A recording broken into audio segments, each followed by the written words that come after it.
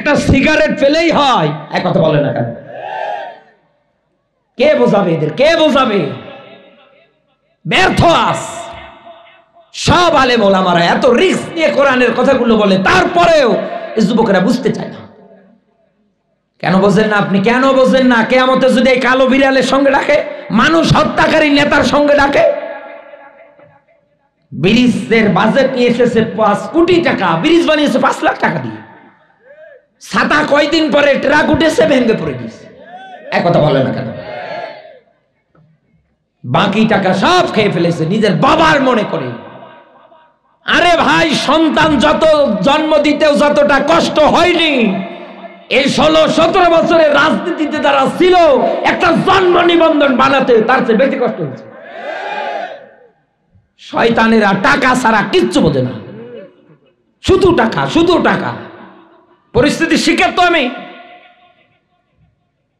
বাস্তবতা আপনি মিলিয়ে দেখেন, এই দুনিয়ার ময়দানে নেতা যদি আপনি মানতে চান, তাকান যে লোকটার মুখে দাঁড়িয়ে আছে, অসহায় মানুষদের পাশে গিয়ে দাঁড়াচ্ছে, হ্যাঁ কথা বলেন, নিজের 10টা টাকাও নিজের পকেটের মধ্যে ঢুকাচ্ছে না, সারাদিন খেয়ে না খেয়ে যেই লোকটা একাধারে মানুষদের পাশে গিয়ে দাঁড়ায়, নিজের পকেটের টাকা পয়সা খরচ করে একাধারে এই দুনিয়ার ময়দানে মানুষের কল্যাণের জন্য যারা কাজ করে যায়, নেতা মানতে হলে এদেরকেই মানা লাগবে।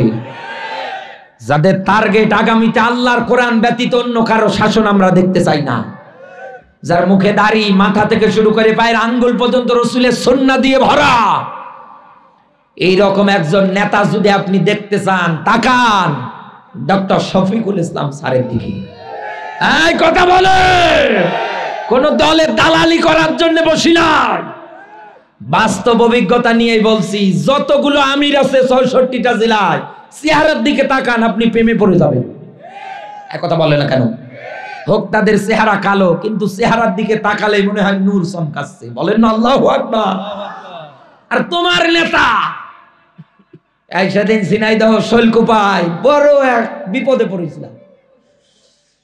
আমার আগে নেতা হিসেবে উনি ওই জায়গায় চেয়ার প্রাপ্ত, পোস্টারেও নাম আছে, উনি বক্তৃতা দেবে। আমার ড্রাইভার শিশির আহমেদ ভাই গাড়ি মুছ পরিষ্কার করছে, তুলে লেগেছে, আর আমি বাড়ির থেকে বের হয়েছি স্টেজে যাবো। তাকিয়ে দেখছি বেচারা গাড়ির ওই সাইডে গিয়ে সিগারেট টানছে। জোরে বলেন সুবহানাল্লাহ। টানছে সিগারেট। আমি বলছি এ কি? ছেলেরে কলামে কি ইনি কি বলছে? উনি তো নেতা, আজকে সভাপতি, প্রধান অতিথি উনি। সর্বনাশ, কি করার আছে? শেষে ওই অবস্থায় স্টেজে উঠেছে, ওঠার পরে মাইক হাতে নিয়ে বক্তৃতা দিচ্ছে। যেই লোকটা এই দুনিয়ার ময়দানে নেশাদ্রব্য পান করছে, আর তুমি ওর পিছনে বলছো আমি রাজপথ ছাড়ি নাই, কি ও তো জাহান্নামে যাবে? একথা বলে না কেন? ও প্যান্ট পরেছে টাকনুর নিচে, সারা জীবন শুধু উল্টা পাল্টা ধারণা দেন না।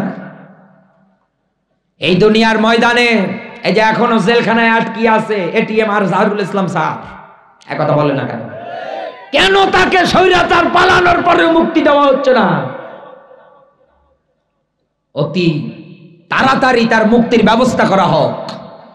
রংপুর মিঠাপুকুরের কৃতি সন্তান, একথা বলে না কেন? ইসলামের জন্য এত পরিমাণে ত্যাগ আর কুরবানি সহ্য করেছে এই লোকগুলো, তাড়াতাড়ি মুক্তির ব্যবস্থা করা হোক। নতুবা তৌহিদি জনতা যদি একবার খেপে যায়, পালানোর জন্য দিল্লি পর্যন্ত পাবেন না। সাবধান হয়ে যায়। আমি বলছি আপনাকে, দুনিয়ার ময়দানে কোরআনের আয়াত অনুসারে দল করলে লাভ আছে, নেতা মানলে লাভ আছে। কি লাভ? এবার আমরা খতিয়ে বের করব। আছেন তো? আছেন? আছে? আল্লাহ পাক বলেন, এই দুনিয়ার ময়দানে সৎ কাজে আদেশ এবং অসৎ কাজে বাধা। দুনিয়ায় যারা দিচ্ছেন দল হিসাবে এটা সফল কাজ। নেতা হিসাবে মানতে চাইলে দেখা লাগবে আল্লাহ তার রসুলের আদর্শ আছে কিনা। নেতা হিসাবে এই লোকটাও সফল কাম। আল্লাহ পাক বলেন, এই লোকের পিছনে তোমার যদি স্লোগান হয় এই দুনিয়ার ময়দানে, এই লোকটার সঙ্গে তোমার যদি রাজনীতি হয়, হাঁটা চলা হয়, চলাফেরা হয়, তোমার যদি রায় হয়, সমর্থন হয়, আমার এই বান্দা নেতৃত্ব দিতে গিয়ে এই দুনিয়ার ময়দানে জালেমদের জুলুমের শিকার হয়ে যদি দুনিয়ার থেকে বিদায় নিয়ে চলে যায়, আল্লাহ পাক বলেন ওয়ালা তাকুলু, আমি আল্লাহ বলছি এ তো মরে না, বরং আমি আল্লাহর কাছে জিন্দা থেকে যাই। আমি আল্লাহ রিজিক পর্যন্ত দান করি। বিশ্ব নবীর হাদিসের মধ্যে এসেছে শহীদ যারা হয় আল্লাহর পথে, আমার আল্লাহ রাব্বুল আলামিন জান্নাতের মধ্যে তাদেরকে সবুজ পাখির ন্যায় ঘোরাঘুরি করতে দেয়। আল্লাহ ডাক দিয়ে বলে শহীদেরা কি চাও? ডাক দিয়ে বলে মালিক কি চাইবো তোমার কাছে? চাওয়ার মতো তো কিছু নেই আমাদের, এত নাজ নিয়ামত তুমি আমাদের দিয়েছো, আবার কি চাইবো তোমার কাছে? আল্লাহ কিছু যদি দিতেই হয় আর একটা বার হায়াত দিয়ে দুনিয়ায় পাঠাও, বাতিলের বিরুদ্ধে লড়াই সংগ্রাম করে জীবনটা আর একবার বিলিয়ে দিয়ে আসি। শহীদদের তামান্না এটা থাকবে। ও কুষ্টিয়ার মুসলমানেরা, এতটুকুন ব্যাখ্যাই শুধু না, রাসূল জানিয়েছেন আল্লাহর পথে লড়াই সংগ্রাম করতে গিয়ে কোনো মানুষ যদি শাহাদতের মর্যাদা পেয়ে যায়, তার শরীর থেকে একটা ফোঁটা রক্ত যদি জমিনে ঝরে, আমার আল্লাহ পাক তার জীবনের অপরাধগুলো মাফ করে দেয়। কবরে মিজানে হাসরে ফুলসিরাতে কোনো জায়গায় তার কোনো চিন্তা নেই। এই জন্যই কোরআনের আয়াত, দুনিয়ায় যারা রবকে পাওয়ার জন্য ত্যাগ স্বীকার করে, কষ্ট স্বীকার করে, এই অবস্থায় জীবনটাও যদি তার বিলিয়ে দেওয়া লাগে, আল্লাহ পাক বলেন ফাম্মা মান উতিয়া কিতাবাহু বিয়ামিনিহি, কিয়ামতের দিন আমি আল্লাহ খুশি হয়ে আমলনামাটা ডান হাতে দেব। ফাসাউফা ইউহাসাবু হিসাবান ইয়াসিরা, কিয়ামতের দিন আমি আল্লাহ রাব্বুল আলামিন তার হিসাবটা একেবারে সহজ করে দেব। রাসূল জানিয়েছেন আল্লাহ রাব্বুল আলামিনের পথে শহীদ যারা, আমার আল্লাহ ডাক দিয়ে বলবে আজকে তোমার আহাল বর্ডার থেকে আমার কাছে 70 জন মানুষের জন্য সুপারিশ করো। আমি আল্লাহ বলছি সুপারিশ আজকে কবুল হবে। আমি তো এই পয়েন্টটাই আপনাকে বোঝাতে চাই, যেহেতু আপনি হাত তুলে ওয়াদাবদ্ধ করেছেন যে আগামীতে আল্লাহর কোরআনের শাসন কায়েম করতে চাই, সেই হিসাবে রাজনৈতিক দল এবং নেতা মানলে পরে আপনার লাভ কি? এইটাই এবার আমরা এই হাদিস আর একটা কোরআনের আয়াত অনুসারে বের করব। আল্লাহ পাক বলেন মিনান নাবিয়্যিনা ওয়াস সিদ্দিকিনা ওয়াস শুহাদাই ওয়াস সালিহিন ওয়া হাসুনা উলাইকা রফিকা। বলেন আল্লাহু আকবার। এই দুনিয়ার ময়দানে বন্ধুর তালিকায় আপনি যদি কাউকে নিতে চান, আমার আল্লাহ 4 প্রকার মানুষকে বন্ধু হিসাবে তাগিদ দিয়েছে, যারা হবে তোর বন্ধু। তার 1 নম্বরে দুনিয়ার ময়দানে যারা নবী, এখন তো নবীরা দুনিয়ায় বেঁচে আছে, আর জোরে বলে আল উলামা ওয়ারাসাতুল আম্বিয়া, আমার পরে দুনিয়ায় নাইবে নবী তারা, দুনিয়ায় যারা আলেম। আলেমদের ভিতরেও আবার ভাগ আছে। যে লোকগুলো আলেম দাবি করার পরে এই দুনিয়ার ময়দানে জবান দিয়ে কোরআনের হক কথাগুলো প্রচার করতে পারে না, ওটা আলেম না, ওটা আলেম নামে জালেম। এজন্য আল্লাহ ডাক দিয়ে বলেছে ওমান আযযামু মিম্মান কাতামা শাহাদাতান ইনদাহু মিনাল্লাহ। ও মানে ওই মানে ব্যক্তি আযযাম, সবচাইতে বড় জালেম ওইটা, যেটা কোরআনের সত্য কথাগুলো জানার পরেও গোপন করে দেয়। আমার তো মন বলে এই বাংলাদেশে আলেমের মধ্যে জালেমের তালিকায় কফিল উদ্দিন সরকার, কথা বলে না কেন? সরকারি আলেমেরা, এরা সরকারের পাশ হাতে দালালি করে। আরে ভাই, এনার যোগ্যতা অনেক, মেধা অনেক। এটা যদি ইসলামী আন্দোলনের ক্ষেত্রে খাটাতো, এদেশের মানুষ আর নতুন নতুন তথ্য পেত। কিন্তু এ বেটারা সারাটা জীবন বিরুদ্ধাচরণ করেছে ইসলামী আন্দোলনের, বাতিলদের সঙ্গে হাত মিলিয়ে একাধারে চলেছে। এই জন্য তো সাইয়েদ কুতুব কারাগারের মধ্যে পড়ে আছে, গিয়ে ডাক দিয়ে বলছে পড়েন লা ইলাহা ইল্লাল্লাহ। বলছে পড়লাম না হয়, এ কালেমার তালকিন দেওয়ার জন্য তুমি কি পাও? ডাক দিয়ে বলছে আমাকে হাদিয়া তহফা বেতন ভাতা দিয়ে রেখেছি। বড় আশ্চর্য বিষয়, তুমি যেই কালেমার দাওয়াত দেওয়ার জন্য আমার কাছে এসেছো, ওই কালেমার ব্যাখ্যা লেখার কারণে আমাকে ফাঁসির দড়িতে যাওয়া লাগছে। আরে ভাই, আলেম হিসাবে কারো কালেমা কার রুজি রুটি যোগায়, আবার কারো কালেমা তাকে ফাঁসির দড়ি পর্যন্ত নিয়ে যায়। এটাই বাস্তবতা। আপনি আলেম হিসাবে এই দুনিয়ার ময়দানে বন্ধুর তালিকায় যদি কাউকে নিতে চান, 1 নম্বরে হবে আপনার হক্কানি আলেম, যারা বাতিলের রক্তচক্ষুকে ভয় পায় না কোরআনের কথা বলতে গিয়ে। 2 নম্বরে সিদ্দিকিন, দুনিয়ায় যারা সত্যবাদী মানুষ, সত্য জিনিসটাকে দুনিয়ায় যারা বিনা চিন্তা ভাবনায় মেনে নেয়, এরা আপনার বন্ধু।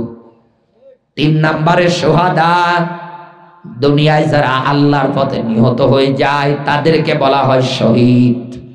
শহীদ শব্দের অর্থ সাক্ষ্য, সাক্ষী। 4 নম্বরে সালিহিন, দুনিয়ায় যারা নেক কাজ করে, ভালো কাজ করে। এবার আল্লাহ আবার দেখাচ্ছেন ওয়া হাসুনা উলাইকা রফিকা, এই মানুষগুলো তোর উত্তম বন্ধু। এবার আপনার কাছে আমার প্রশ্ন বন্ধু, এই যে 3 নাম্বার পয়েন্টটা এবার মেলান আপনি। এই যে ভাই বসে আছেন, ইনি দুনিয়ার ময়দানে আল্লাহর জমিনে আল্লাহর আইন যদি বাস্তবায়ন করতে চায়, ফাকতাউ আইদিয়াহুমা, সর মহিলা হোক পুরুষ হোক যেই হোক না কেন, ধরা যদি পড়ে সাক্ষ্য প্রমাণের ভিত্তিতে ওরা হাত কাটা লাগবে। একথা বলে না কেন? এ আইন নিসাই, এ সমাজের মধ্যে পরকীয়ার মাধ্যমে জিনা বা বিচার কেউ যদি করে ফেলে, মিয়াদা দালদা ওরে 100 দৌড়া মারা লাগবে। এটা যদি অবিবাহিত হয়, বিবাহিত হলে মাটির মধ্যে গর্ত খনন করে পুঁতের পরে পাথর মেরে বিদায় করা লাগবে। অন্যায় ভাবে কেউ যদি কাউকে হত্যা পর্যন্ত করে, এই দুনিয়ার ময়দানে হত্যার বদলে হত্যার আইন বাস্তবায়ন হবে। আল্লাহর বান্দা চাচ্ছে এগুলো। হঠাৎ আপনি একাধারে তাকিয়ে দেখবেন এই লোকটাকে কারা যেন ষড়যন্ত্র করে দুনিয়ার থেকে বিদায় করে দিয়েছে। এনার তো রাজনীতি ছিল কোরআনের, স্বপ্ন ছিল আল্লাহর আইন বাস্তবায়ন করা। ইনি তো আল্লাহর রাস্তায় শহীদ। শহীদ না? আরো জোরে বলেন। ইনি আল্লাহর রাস্তায় শহীদ। ইনি শাহাদত প্রাপ্ত হয়ে দুনিয়ার থেকে বিদায় নিয়ে চলে গেলেন। দূর দূরান্ত থেকে লোকজন আসবে, আত্মীয় স্বজন আসবে, ঈদগাহ মাঠের মধ্যে জানাজা সম্পন্ন হবে, এনাকে কবরস্থ করা হবে আপনাদের এলাকার কবরস্থানে। আরে ভাই, ইনি তো কবরে শাহাদত প্রাপ্ত একজন মানুষ, শহীদ হলেন দুনিয়ায় ইসলামের পথে, ইসলামে আইন বাস্তবায়ন করতে গিয়ে। এখন ইনি তো কবরে, আমার বন্ধুর তালিকায় তো ইনি। তো ইনি তো কবরে, আমার বন্ধুত্ব হবে কার সঙ্গে? ইনি শাহাদত প্রাপ্ত হওয়ার পরে দুনিয়ার থেকে বিদায় নিয়ে চলে গেলেন, এনাকে কবরস্থ করা হবে, দাফন করা হবে। আল্লাহ যে বললেন ওয়া হাসুনা উলাইকা রফিকা, বন্ধুর তালিকায় তো এই লোকটা আমার 3 নম্বরে। একথা বলে না? শহীদ যারা আছে এরা তোর বন্ধু হবে, তাই ইনি তো কবরে, আমার বন্ধুত্বটা হবে কার সঙ্গে?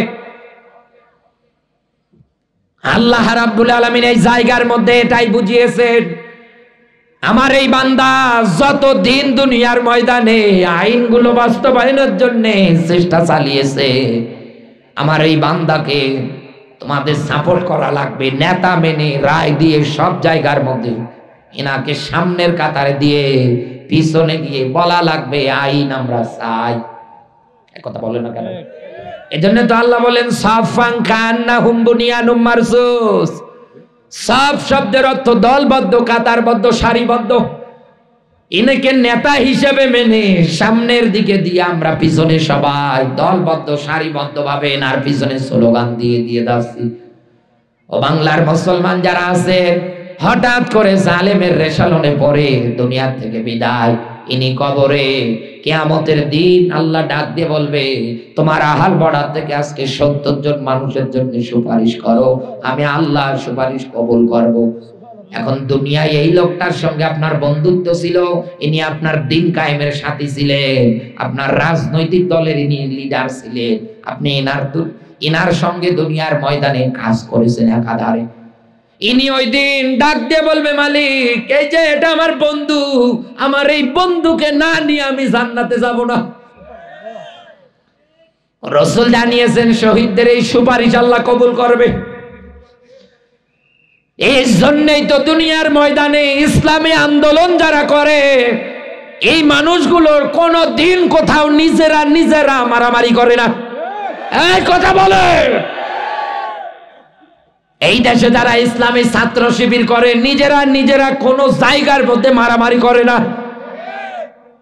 রাসূল জানিয়েছেন আমরা ভাই ভাই। এক কথা বলেন কেন ভাই ভাই? পরিচয়টা তো এমন নেই, ভাই যদি বিপদে পড়ে আর এক ভাই বসে থাকতে পারে না। কিন্তু বাংলাদেশে আরো অন্যান্য যত রাজনৈতিক দল আছে আপনি তাকিয়ে দেখেন নিজেরাই বিশৃঙ্খলা করে আঙ্গুল ফুলে কলা গাছ।